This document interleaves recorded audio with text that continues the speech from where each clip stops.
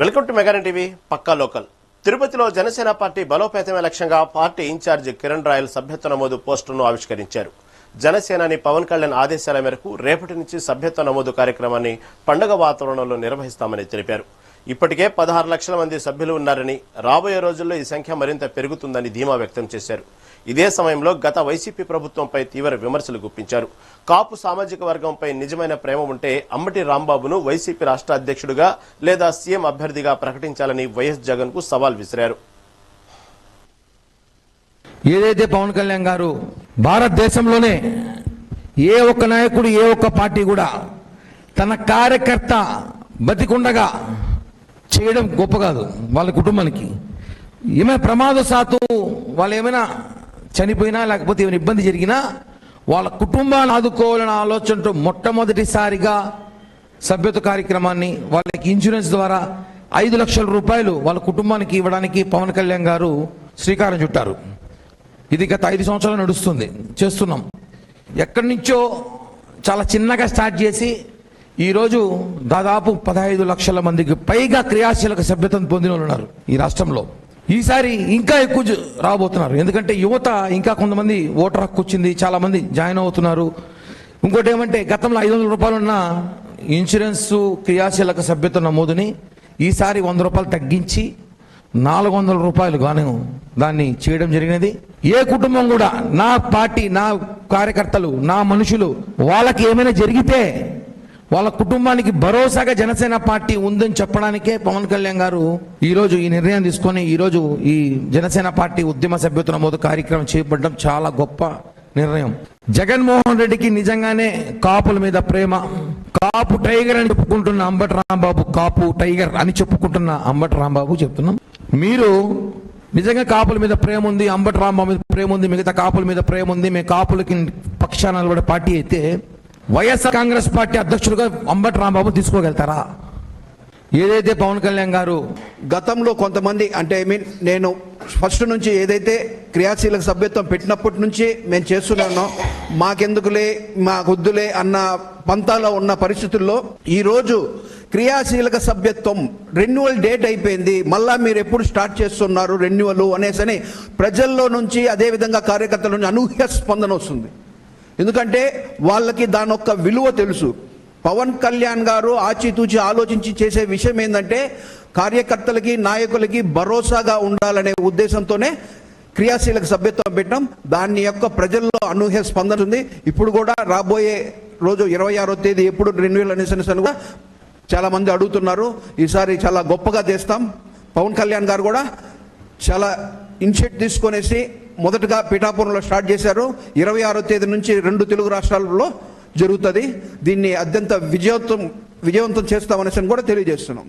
గతంలో కొంతమంది అంటే నేను ఫస్ట్ నుంచి ఏదైతే క్రియాశీలక సభ్యత్వం. శ్రీ సత్యసాయి జిల్లా మడకశిరలో పోలీసులు భారీగా అక్రమ పేలుడు పదార్థాలను స్వాధీనం చేసుకున్నారు. వేల సంఖ్యలో ఎలక్ట్రిక్ డినోటేటర్లు, ఫీజు వైర్లు, యూరియా బస్తాలను నిల్వంచినట్లు గుర్తించారు. నిందితులు పరారీలో ఉండగా పోలీసులు కేసు నమోదు చేసి దర్యాప్తును ముమ్మరం చేశారు. ఈ ఘటన స్థానికంగా తీవ్ర కలకలం రేపుతోంది. వీటిని ఎక్కడికి తరలిస్తున్నారనే కోణంలో విచారణ సాగుతోంది.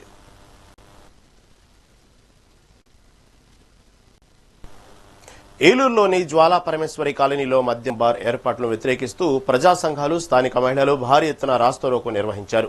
నివాస ప్రాంతాల్లో మద్యం విక్రయాలకు అనుమతులు ఇవ్వడంపై మహిళలు తీవ్ర ఆగ్రహం వ్యక్తం చేస్తున్నారు. తక్షణమే బార్ పర్మిషన్ రద్దు చేయాలని, లేని పక్షంలో ఉద్యమాన్ని ఉధృతం చేస్తామని హెచ్చరించారు. ఈ విషయంలో స్థానిక ఎమ్మెల్యే జోక్యం చేసుకుని తమ మాంగళ్యాలను కాపాడాలని బాధితులు విజ్ఞప్తి చేస్తున్నారు.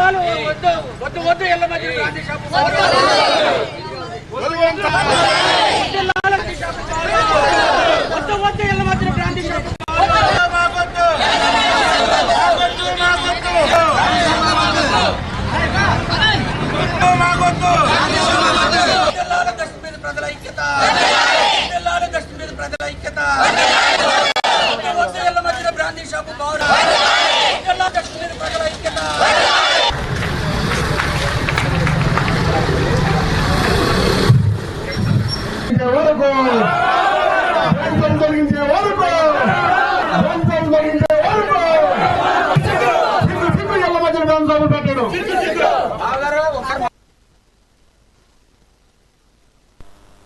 పశ్చిమ గోదావరి జిల్లా శృంగవృక్షం ప్రభుత్వ పాఠశాలలో ల్యాబ్ అసిస్టెంట్ డేవిడ్ రాజు విద్యార్థినుల పట్ల అసభ్యంగా ప్రవర్తించిన ఘటన సంచలనం రేపుతోంది. బాధితుల ఫిర్యాదుతో గ్రామ పెద్దలు, తల్లిదండ్రులు పాఠశాల వద్ద నిరసన తెలిపారు. దీనిపై ఎమ్మెల్యే రఘురామకృష్ణరాజు స్పందిస్తూ ఇలాంటి ఘటనలు పునరావృతమైతే కఠిన చర్యలు ఉంటాయని, నిందితుడిపై విచారణ జరిపి చర్యలు తీసుకోవాలని ఆదేశించారు.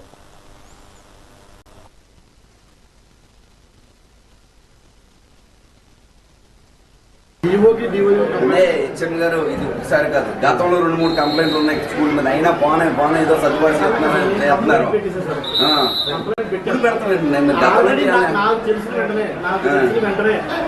నాకు ఆ రోజు శనివారం మధ్యాహ్నం చెప్పారు సార్. ఎవరండి? ఈ పిల్లలు నా మాస్టర్ చెప్పారు. శనివారం మధ్యాహ్నం పిల్లల చేత లెటర్ రాయించుకున్నాను. వీళ్ళ చేత ఆ లెటర్ రాయించుకుని ఏం జరిగింది, ఆ లెటర్ అతని చేత లెటర్ తీసుకున్నాను. ఆ లెటర్ నేను ఒక లెటర్ పిల్లలు చాలా ఇబ్బందిగా రాశారు. అతను నేనేమి చేయలేదని అడగలుగుతారా? అతను చెప్పి పిల్లల్ని అయితే అన్ని సెక్షన్లోకి వెళ్ళి అడగలేదు. సార్లు కూడా ఇప్పుడు సపోర్ట్ చేస్తున్నారు. పిల్లలు నాతో మాట్లాడుతున్నారు. వెళ్ళిపోండి, మీరు ఎక్కడ ఏం పని అని అడుగుతున్నారు. మీరు ఇప్పుడు పిల్లల్ని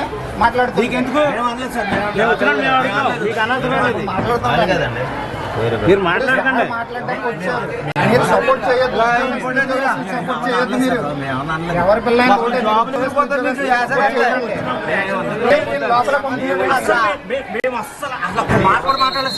మీకు కూడా మాట ఉంది అందులో.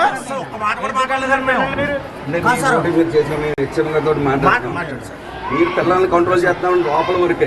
అయినా మేము కూడా గ్రామస్తులుగా స్కూల్లోకి వచ్చి మా పిల్లల్ని ఎంక్వైరీ ఆయన వచ్చిన తర్వాత మా రాజుగారు సార్ మీరు ఖచ్చితంగా విషయం చెప్పనా, ఆయన్ని జిల్లా పరిషత్ ఎంప్లాయ్ అండి. మన డిఓఆర్ అథారిటీ కాదు, జిల్లా పరిషత్ ఎంప్లాయ్. జిల్లా పరిషత్ లెటర్ పెట్టాం, ఆయన సస్పెండ్ అవుతాడు. ఆయన జిల్లా పరిషత్ మండల పరిషత్ ఇక్కడ ప్రాబ్లం వచ్చిందని ఇక్కడ వద్దు. అదే అసలు ఏం జరిగింది చెప్పండి. మన పిల్లల విషయంలో ఏం జరిగింది చెప్పండి విషయం. అదే ఎక్కడ పడితే అక్కడ కేసులు వేస్తున్నారు. ఏమండి, అదే ఎక్కడ పడితే అక్కడ కేసులు వేస్తున్నారు, ఎలా పడితే అలా మాట్లాడుతున్నారు, నోటు వచ్చినట్టు కేసులు ఎక్కడ వేస్తున్నారో తెలియట్లేదని కంప్లైంట్ ఇచ్చారు. ఆల్రెడీ నాకు చెప్పింది రెండోసారి. ఫస్ట్ అది నేను పట్టించుకోలేదండి. మా అమ్మాయి 7th క్లాస్. విజయనగరం జిల్లా ఎస్కోట మండలంలో గిరిజన విద్యార్థులు తమ సమస్యను ప్రభుత్వం దృష్టికి తీసుకెళ్లేందుకు వినూత్న మార్గాన్ని ఎంచుకున్నారు. దారపర్తి పంచాయతీ శివారు గ్రామాలకు చెందిన విద్యార్థులు బురద గుంతలతో నిండిన రోడ్డుపై బైఠాయించి నిరసన తెలిపారు. మెడలో డిప్యూటీ సీఎం పవన్ కళ్యాణ్ ఫోటోలను తగిలించుకుని డిప్యూటీ సీఎం సార్ మాకు రోడ్డు వేయండి, మేము చదువుకుంటామంటూ ఆవేదన వ్యక్తం చేశారు. రాయపాలెం, మనురాయి వంటి 5 గ్రామాలకు చెందిన తాము ప్రతిరోజు 12 కిలోమీటర్ల మేర కొండ ప్రాంతంలో నరకయాతన అనుభవిస్తున్నామని గోడు వెళ్లబోసుకున్నారు. కనీసం నడవటానికి కూడా వీల్లేని ఈ మార్గాన్ని బాగు చేసి తమ భవిష్యత్తుకు బాటలు వేయాలని ఈ గిరిజన బిడ్డలు ప్రభుత్వాన్ని కోరుతున్నారు.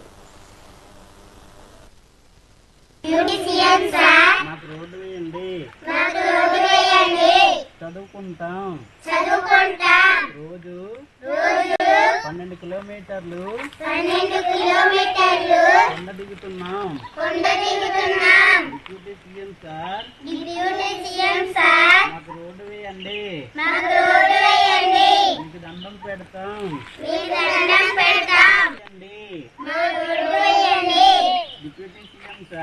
డిప్యూటీ సీఎం సార్ మాకు రోడ్డు వేయండి.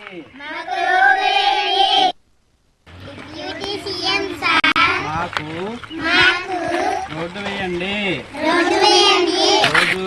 రోజు 12 కిలోమీటర్లు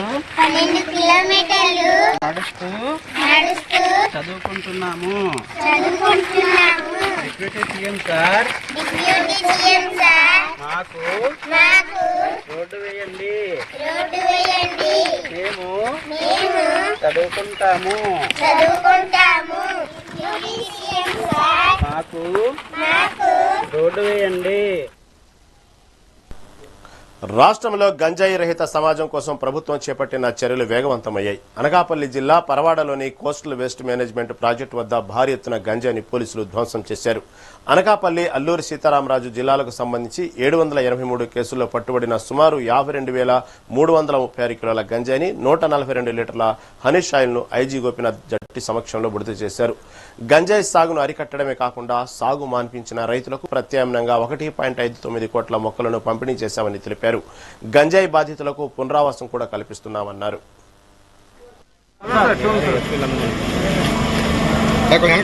మొత్తం ముగ్గురు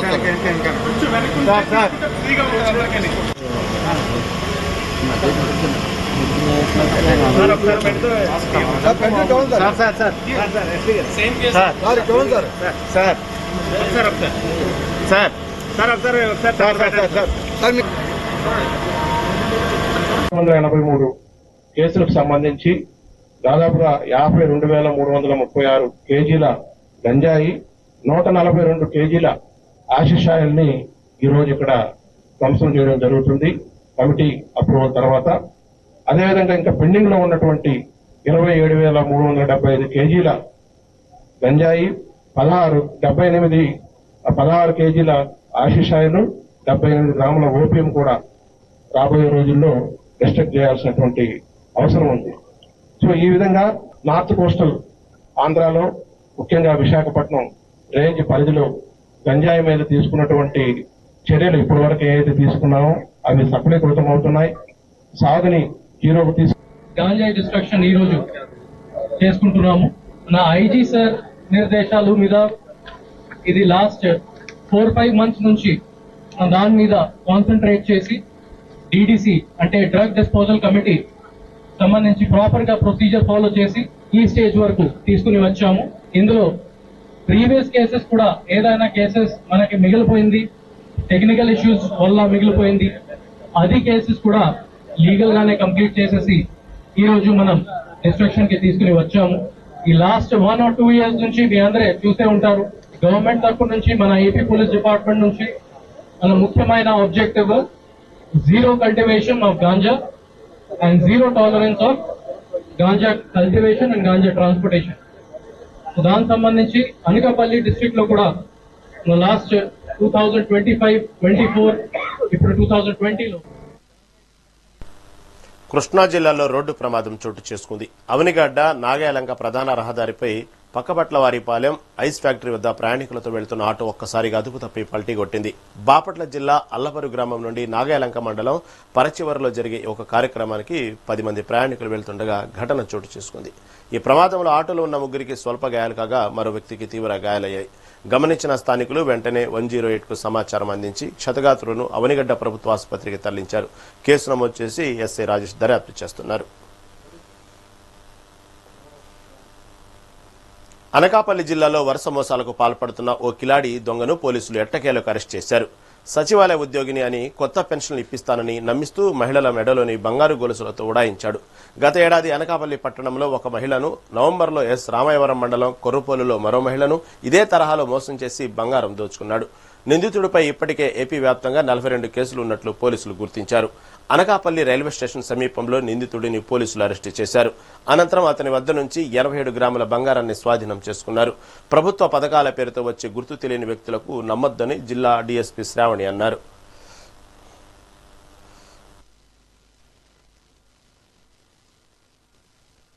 శ్రీ తుహిన్ సిన్హా ఐపీఎస్ గారి ఆదేశాల మేరకు ఈ రోజు CI Prem Kumar and town SIs Venkateswararao గారు అండ్ సంతోష్ కుమార్ వీళ్ళ ఆధ్వర్యంలో ఈ అఫెండర్ ని పట్టుకోవడం జరిగింది.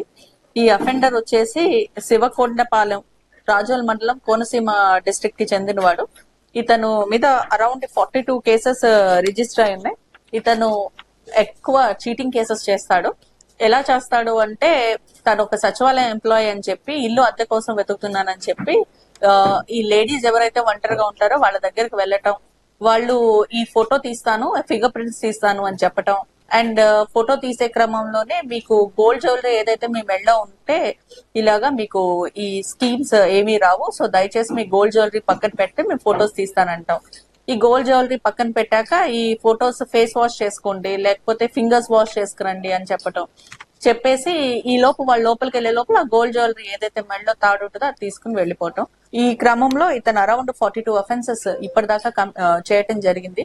దాంట్లో 2 అఫెన్సెస్, ఒకటి అనకాపల్లి టౌన్ పిఎస్ లో జరిగింది, ఇంకొకటి ఎస్రాయవరంలో కూడా జరిగింది. సో మాకున్న క్రెడిబుల్ ఇన్ఫర్మేషన్ ప్రకారం ఇతన్ని మేము గుడ్ షెడ్ దగ్గర ఈ రోజు పట్టుకోవటం జరిగింది. ఇతని పల్నాడు జిల్లాలో ఎన్నికల ముందస్తు భద్రతా చర్యల్లో భాగంగా పోలీసులు నిఘా ముమ్మరం చేశారు. నరసరావుపేట మండలం కాకాని గ్రామంలో ఇవాళ ట్రైనీ డీఎస్పీ జయకృష్ణ ఆధ్వర్యంలో 80 మంది పోలీసులు భారీ కార్డన్ సెర్చ్ నిర్వహించారు.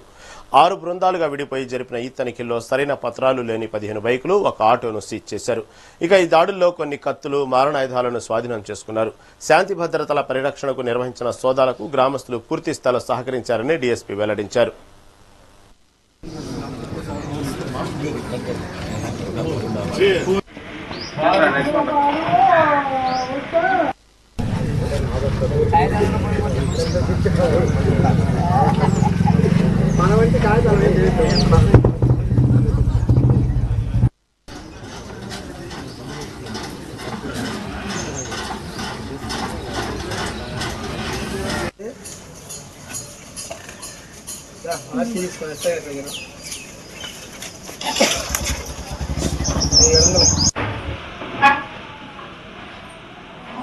పల్నాడు జిల్లా ఎస్పీ గారి ఆదేశాల మేరకు ఈరోజు తెల్లవారుజామున నరసరావుపేట రూరల్ పోలీస్ స్టేషన్ పరిధిలో ఉన్న కాకాని గ్రామంలో కోఆర్డినేట్ సర్చ్ ఆపరేషన్ జరిపాము.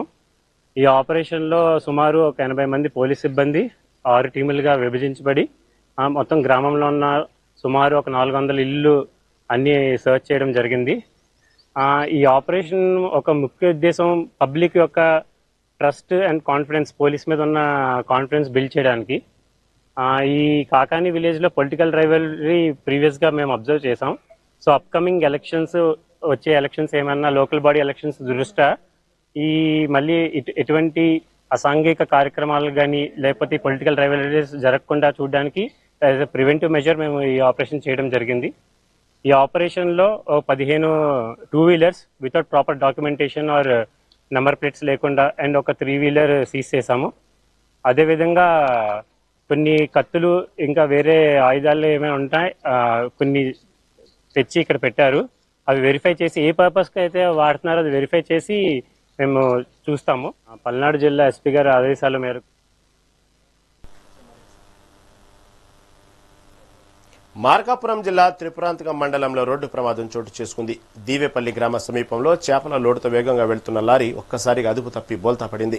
ఈ ప్రమాదంలో లారీ డ్రైవరు, క్లీనర్ గాయపడగా వారిని వెంటనే చికిత్స నిమిత్తం ఆసుపత్రికి తరలించారు. అయితే లోడ్ లారీ బోల్తా పడటంతో చేపలన్నీ రోడ్డుపై పడ్డాయి. దీంతో అటుగా వెళ్తున్న ప్రయాణికులు చేపలను పట్టుకునేందుకు పోటీ పడ్డారు. సమాచారం అందుకున్న పోలీసులు ఘటనా స్థలానికి చేరుకుని పరిస్థితిని సమీక్షించారు. రోడ్డుపై పడిన లారీని తొలగించి ట్రాఫిక్ ను క్లియర్ చేశారు.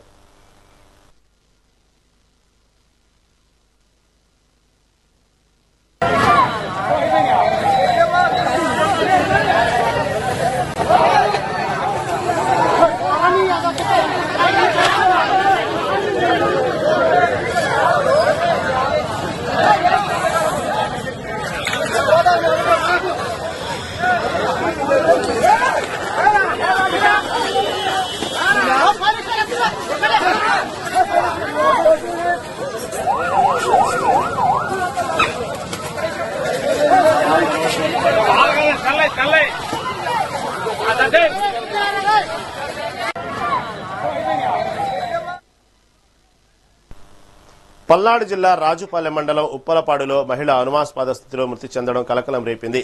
మృతురాల్ని వేలుపుల మల్లేశ్వరిగా గుర్తించిన పోలీసులు ప్రాథమికంగా దీనిని హత్యగా భావిస్తున్నారు. ఘటనా స్థలానికి చేరుకున్న పోలీసులు కేసు నమోదు చేసి హంతకులు ఎవరు, ఏ కారణంతో చంపారనే కోణంలో ముమ్మర దర్యాప్తు జరుపుతున్నారు.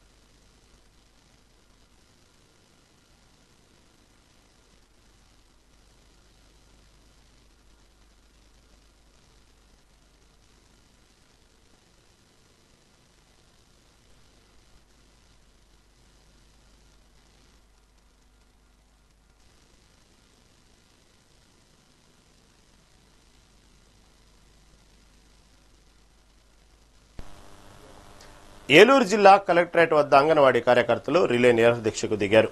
ఐసీడీఎస్ ప్రారంభించి 50 ఏళ్లు గడిచినా తమను ప్రభుత్వ ఉద్యోగులుగా గుర్తించకపోవడంపై ఆగ్రహం వ్యక్తం చేస్తున్నారు. కనీస వేతనాలు అమలు చేయాలని, పెండింగ్ లో ఉన్న డిమాండ్లను తక్షణమే పరిష్కరించాలని డిమాండ్ చేస్తూ నిరసన ఉధృతం చేశారు. కేంద్ర రాష్ట్ర ప్రభుత్వాల నిర్లక్ష్యంపై వారు మండిపడుతున్నారు. ఇదే అంశంపై మరింత సమాచారం మా ప్రతినిధి చైతన్య అందిస్తారు. అంగన్వాడీకి సంబంధించి హెల్పర్స్ యూనియన్ అలాగే వర్కర్స్ యూనియన్ ఎవరైతే ఉన్నారో వారందరూ కూడా రిలే నిరాహార దీక్ష చేస్తున్న పరిస్థితి ఉంది. వారికి వేతనాలను పెంచాలని చెప్పి 6 సంవత్సరాల నుంచి కూడా వేతనాలు పెంచలేదని చెప్పి కూడా ఇటు కలెక్టరేట్ ఎదుటైతే ఏలూరు జిల్లాకు సంబంధించి నిరాహార దీక్షను అయితే చేస్తున్నారు. ఇప్పుడు మనం విధులలో చూడొచ్చు, భారీ స్థాయిలో అయితే ఇటు అంగన్వాడీ వర్కర్లు అయితే ఉదయం నుంచి సాయంత్రం వరకు కూడా ఇటు ఎండలో నించొని ఈ కూర్చొని సైతం ఇక్కడైతే నిరాహార దీక్ష చేస్తున్నారు. వీళ్ళకైతే అంగన్వాడీలకు సంబంధించి కనీస వేతనాలు 26,000కు పెంచాలని చెప్పి, అలాగే ఇటు వీళ్ళనైతే ఇటు సంక్షేమ పథకాలు ఏమి కూడా అమలు చేయకుండా కూడా వీళ్ళందరినీ కూడా గవర్నమెంట్ ఉద్యోగస్తులుగా పరిగణిస్తూ కూడా సంక్షేమ పథకాలు ఏమి కూడా ఇవ్వనంటి పరిస్థితి కూడా ఇక్కడ కనపడుతుంది. అలాగే mini animator centres, mini centres ఏదైతే ఉన్నాయో మెయిన్ సెంటర్లుగా మార్చాలని కోరుతున్నారు. అయితే వీరికి సంబంధించి అంగన్వాడీ వర్కర్స్ ఎవరైతే ఉన్నారో దీర్ఘకాలికంగా దీంట్లో పనిచేస్తున్నారు. అయితే వీరికి వేతనాలు సరిపోక ఎటువంటి చాలా ఇబ్బందులు పడుతున్నామని చెప్పి వారైతే చెప్పే పరిస్థితి ఉంది. దీనికి సంబంధించి అంగన్వాడీ కార్యకర్తలు అయితే మనతో పాటు ఉన్నారు. వారిని అడిగి తెలుసుకుందాం. అమ్మ, మీకు వేతనాలు ప్రస్తుతం ఎంత వస్తుంది, ఎంత కావాలని డిమాండ్ చేస్తున్నారు, అసలు మీ డిమాండ్స్ ఏంటి? ఈరోజు రాష్ట్ర committee anganwadi workers and helpers union పిలుపు మేరకు మరి నిన్నటి నుండి కూడా నిరాహార దీక్షలకి మరి పాల్గొన్నాము. మాది మెయిన్ డిమాండ్ కనీస వేతనం 26,000 ఇవ్వాలని, అలాగే మరి అప్గ్రేడ్ అయినటువంటి ఇంకా మినీ సెంటర్లు మెయిన్ సెంటర్లుగా చేయాలని, 164 పెండింగ్లో ఉన్నటువంటి 124 సూపర్వైజర్ పోస్టులు పెండింగ్లో ఉన్నటువంటి ఆ సూపర్వైజర్ పోస్టులు కూడా భర్తీ చేయాలని మరి మా డిమాండ్. ముఖ్యంగా ప్రధానంగా ఉన్నటువంటి డిమాండ్ ఏంటంటే, మరి కూటమి ప్రభుత్వం అధికారంలోకి రాకముందు మేము ఇదే స్థలంలో 42 రోజులు ధర్నా చేసినప్పుడు టెంట్ల వద్దకు వచ్చి మీకున్నటువంటి జీతం సరిపోయింది, మేము మా ప్రభుత్వం అధికారంలోకి వస్తే మీకు కనీస వేతనం 26,000 మేము చేస్తామనేటువంటి ఒక వాగ్దానం హామీ ఇచ్చారు.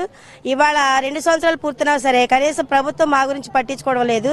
ఆ 11,500 జీతంతోనే మేము ఉంటున్నాము. ఇప్పుడు నిత్యావసర సరుకులు ధరల దృష్ట్యా చూస్తే ఆకాశాన్ని అంటుతుంది, కానీ మా జీతాలు మాత్రం గొర్రెకి బెత్తడితో ఒకలాగానే ఉంది. ఇప్పటికైనా ప్రభుత్వం ఒకసారి మాపైకి మీరు దృష్టి సారించి కనీస వేతనం మాకు 26,000 ఇవ్వాలని, అమలు చేయాలని, అలాగే మరి ఈరోజు నిరాహార దీక్ష చేస్తున్నామంటే మరి మేము అంగన్వాడీ సెంటర్లో మరి గర్భవతి మొదలుకొని పిల్లల్ని 6 సంవత్సరాలు నిండేంత వరకు కూడా మా యొక్క ఆధ్వర్యంలో వారికి మరి సర్వీసెస్ అందిస్తూ ఉంటున్నాము.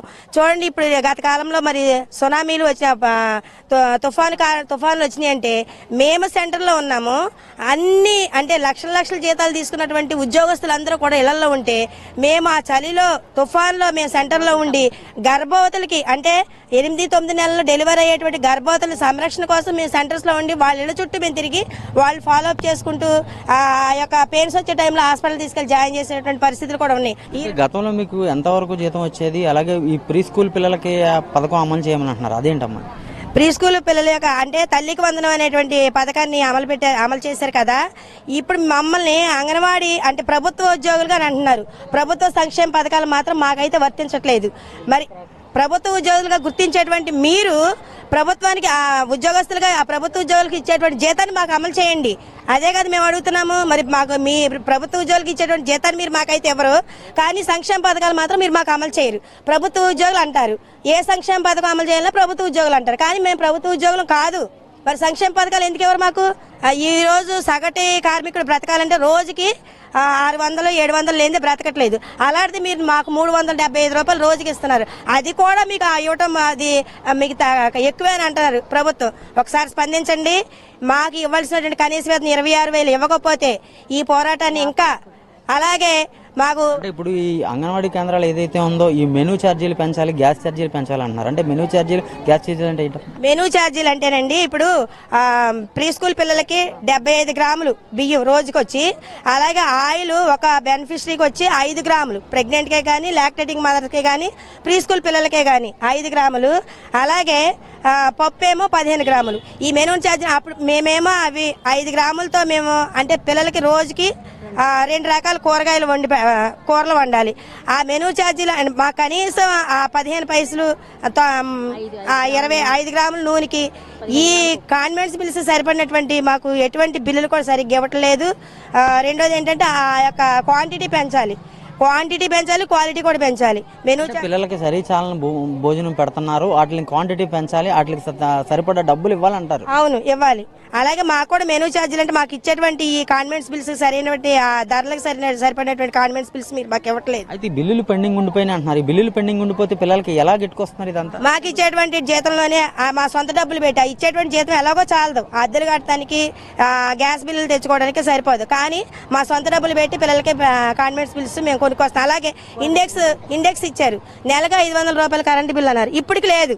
కనీసం ఆ ప్రీ స్కూల్ పిల్లలకు కూడా మరి సరైనటువంటి స్నాక్స్ కూడా అందిస్తూ మరి ముఖ్యంగా ఆ యొక్క క్వాంటిటీని పెంచాలి, క్వాలిటీ ఇవ్వాలి రేషన్. ఈ విధంగా మీరు కనుక ప్రభుత్వం కనుక ఈసారి స్పందించి చేయకపోతే ఈ పోరాటాన్ని ఇంకా మేము ఉధృతం చేస్తామని తెలియపరుస్తున్నాం. అయితే ఇటు మొత్తం మీద చూసుకుంటే ఇటు అంగన్వాడీ కేంద్రం వర్కర్స్ ఎవరైతే ఉన్నారో వారికి పిల్లలకి పెట్టే భోజనం కానివ్వండి, క్వాంటిటీ కానివ్వండి, ఆ ఛార్జీలు బిల్లులకు సంబంధించి అవన్నీ కూడా ఇవ్వని పరిస్థితిలో ఉన్నారని, తమ జీతాల నుంచి కూడా వారైతే ఆ పిల్లలకి పెట్టే పరిస్థితులు కూడా ఉన్నాయి. అలాగే వారు ఉద్యోగం చేసినప్పటికీ కూడా ఇటు జీతాన్ని ఆనిరోర్యంగా ఇస్తూ కూడా వారి కనీస వేతనం కూడా కల్పించాలని వారందరూ డిమాండ్ చేసే పరిస్థితి అయితే ఉంది. అయితే ఇటు ఏదైతే విపత్తులు ఉన్నాయో విపత్తుల సమయంలో కూడా వారి చేత పనిచేయించి ఇటు గవర్నమెంట్ ఉద్యోగస్తులకి ఎవరైతే ఈ పై అధికారులు ఉంటారో పై అధికారులు చేయవలసిన పనులు కూడా వారే చేస్తున్నారని చెప్తున్నారు. కానీ పనిలోనే అయితే ప్రభుత్వ ఉద్యోగుల్లాగా పనిచేస్తున్నారు. అయితే వేతనానికి వచ్చేటప్పటికి వారికైతే వేతనం సరిచాలన వేతనం అయితే వస్తుందని వారందరూ కూడా ఆవేదన వ్యక్తం చేస్తున్నారు. ఈ ఏదైతే ప్రీ స్కూల్ ఉందో ప్రీ స్కూల్కి సంబంధించి ఆ బిల్లులను కూడా ఇవ్వాలని చెప్తున్నారు. అలాగే వారికి మెనూకి సంబంధించి మెనూ బిల్లులను కూడా తక్షణమే విడుదల చేయాలని డిమాండ్ చేస్తున్నారు. అలాగే వారికి కనీస వేతనం 26,000 పెంచాలని చెప్పి వీరందరూ చెప్పే పరిస్థితి అయితే ఉంది. కెమెరా పర్సన్ రమణతో చైతన్య, మెగా 9 టీవీ, ఏలూరు నుండి. రైట్, ఇవి ఇప్పుడు updates. Keep watching mega 9 TV.